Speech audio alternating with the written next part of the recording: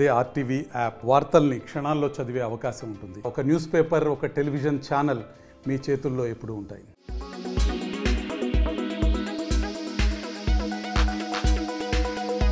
Recent గా singer Chinmayi Sriprada చేసిన comments వివాదాస్పదంగా మారాయి. ఇటీవల ప్రముఖ సీనియర్ నటి అన్నపూర్ణమ్మ వ్యాఖ్యలకు కౌంటర్ గా ఒక వీడియోను రిలీజ్ చేసింది. అయితే చిన్మయి వ్యాఖ్యలపై గచ్చిబౌలి పోలీసులకు ఒక విద్యార్థి ఫిర్యాదు చేశారు. దీంతో చిన్మయి శ్రీప్రదపై కేసు నమోదు చేశారు.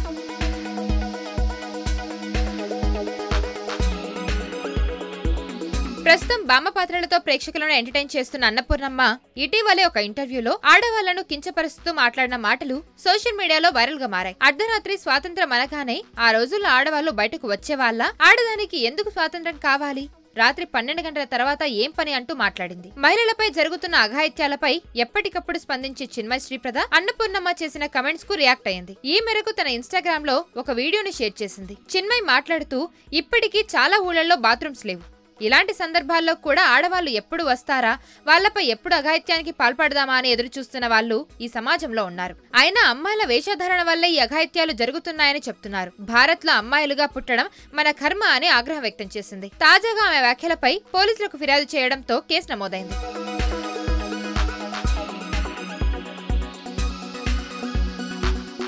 మరిన్ని వీడియోస్ కోసం ఛానల్ ని సబ్స్క్రైబ్ చేయండి. లేటెస్ట్ అప్డేట్స్ కోసం వాట్సాప్ ఛానల్ ని ఫాలో చేయండి.